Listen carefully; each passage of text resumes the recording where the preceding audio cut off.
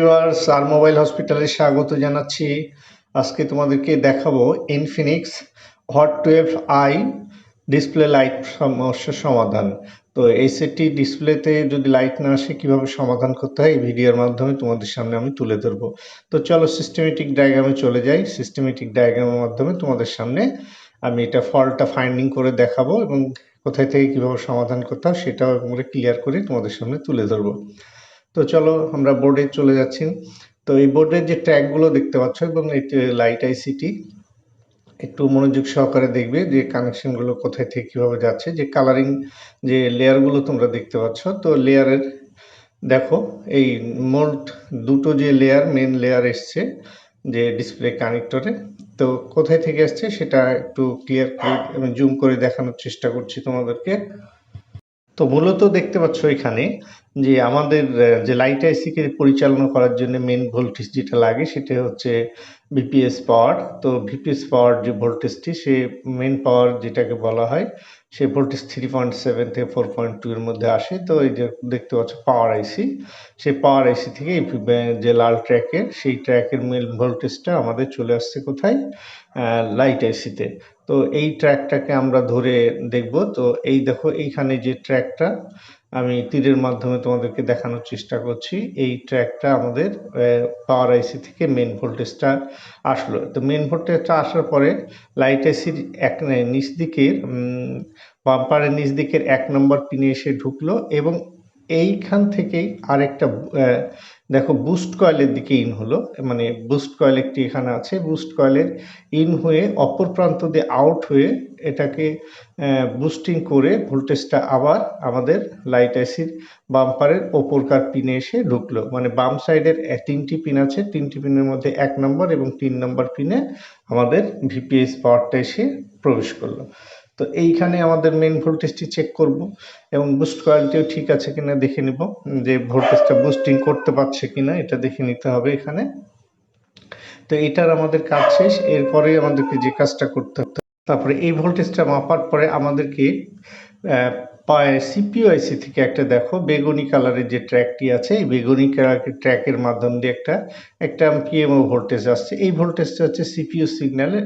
এটাতে সাধারণত 1.8 থেকে 2 পয়েন্ট ভোল্টেজটা এখানে থাকে, সেটা হচ্ছে বাম্পারের মিডিল লাইনে। তো এই জিআরটা আমাকে চেক করে নিতে হবে যে আমাদের ঠিকঠাক আসছে কিনা। তো এটা না আসলেও কিন্তু ডিসপ্লেতে লাইট জ্বলবে না। তাহলে বাম্পারের 3টা কাজ শেষ আমাদের।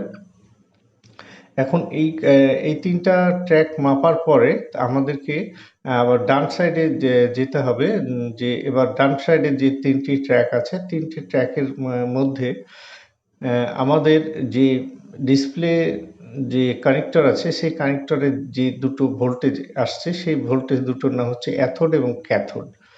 তো এখানে একটা জিনিস লক্ষ্য রাখতে হবে, সেটা হলো যে আমাদের যে লাইট আইসির ও পাশে যে একটি ডায়োড থাকে, ডায়োডের প্লাস প্রান্ত হয়ে একটা অ্যাথোড লাইন আসে। সেটা এইখানে দেখো যে আমাদের ভিপিএস পাওয়ারের যে মূল ভোল্টেজটা সেটা হচ্ছে মাইনাস প্রান্তে একটা ঢুকছে এবং ওই ভোল্টেজটাই আবার আউটপুট থেকে সেটা ডায়োডের প্লাস প্রান্ত হয়ে এই ভোল্টেজটা এসে আবার ডিসপ্লে কানেক্টরে আসছে।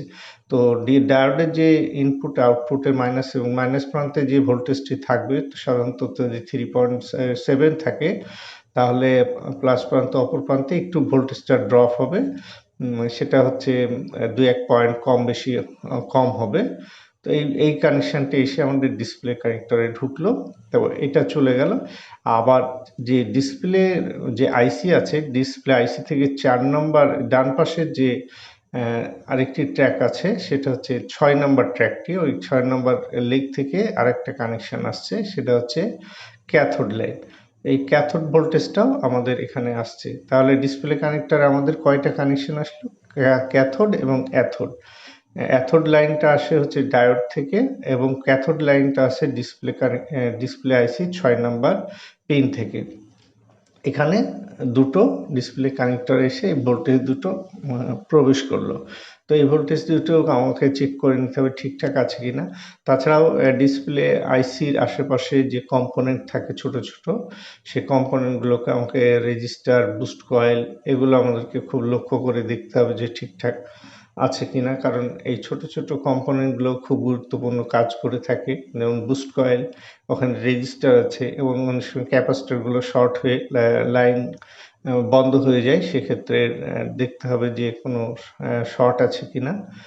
তো তাহলে আমাদের এখানে মূলত আমি ভালো করে আবারও জুম করে দেখানোর চেষ্টা করছি যে এইখানে যে ডিসপ্লে আইসির যে 6টা লাইন, 6টা লাইনের মধ্যে আমাদের মেন যে ভোল্টেজটি আসছে, মেন ভোল্টেজটি হচ্ছে ভিপিএস যে পাওয়ারটা, যে লাইট এসির বাম্পারে 1 নাম্বার এবং 3 নাম্বার পিনে এসে ঢুকলো, এবং এখানে যে একটা ডায়োড আছে, ডায়োডের এই মাইনাস প্রান্তে এসে ভিপিএস পাওয়ারটা টাচ করেছে এবং বুস্ট কয়েলের মাধ্যমে ভোল্টেজটা বুস্টিং হয়েছে। এবং এখানে যে ডায়োডের অপর প্রান্ত, যে প্লাস পজিটিভ প্রান্ত হয়ে একটি ভোল্টেজটা আউটপুট হয়ে ছোট রেজিস্টারের মাধ্যম দিয়ে ডিসপ্লে কানেক্টরে যাচ্ছে, সেটা হচ্ছে যে ইনপুটের ভোল্টেজের চাইতে আউটপুটের ভোল্টেজটা একটু কম হবে। আচ্ছা, এইটা মূলত বিষয় এখানে। আর এখানে যে লাইট আইসির যে বাম্পারের যে 2 নম্বর পিনে যে লাইনটা আসছে, সেটা হচ্ছে সিপিইউ থেকে পিএমও ভোল্টেজ 1.8 থেকে 2 পয়েন্ট ভোল্টেজ, এবং ডান পারে যে লাইট আইসির 6 নম্বর লেগ আছে, 6 নম্বর লেগ থেকে ক্যাথোড লাইনটা, সেটা হচ্ছে ডিসপ্লে কানেক্টরে চলে যাচ্ছে। তো এই লাইনগুলো আমাদেরকে ভালো করে দেখতে হবে। আর যে আমাদের যে ডায়োডের অপর প্রান্তে যে প্লাস প্রান্ত আছে, প্লাস প্রান্তটা থেকে অ্যাথোড লাইন আসছে, সেটাও ডিসপ্লে কানেক্টরে যাচ্ছে। তো এই কানেকশনগুলো প্রত্যেকটি একটা স্টেপ বাই স্টেপ ধরে যদি তোমরা কাজ করে যাও, তাহলে খুব সহজেই সমাধান হয়ে যাবে। আমি যেভাবে বোঝানোর চেষ্টা করলাম, এখানে প্রত্যেকটা কম্পোনেন্ট এবং পার্টসগুলোকে যদি একটা একটা করে দেখো, তাহলে সহজেই সমাধান হবে। সবাইকে ধন্যবাদ জানিয়ে ভিডিওটি এখানে শেষ করছি।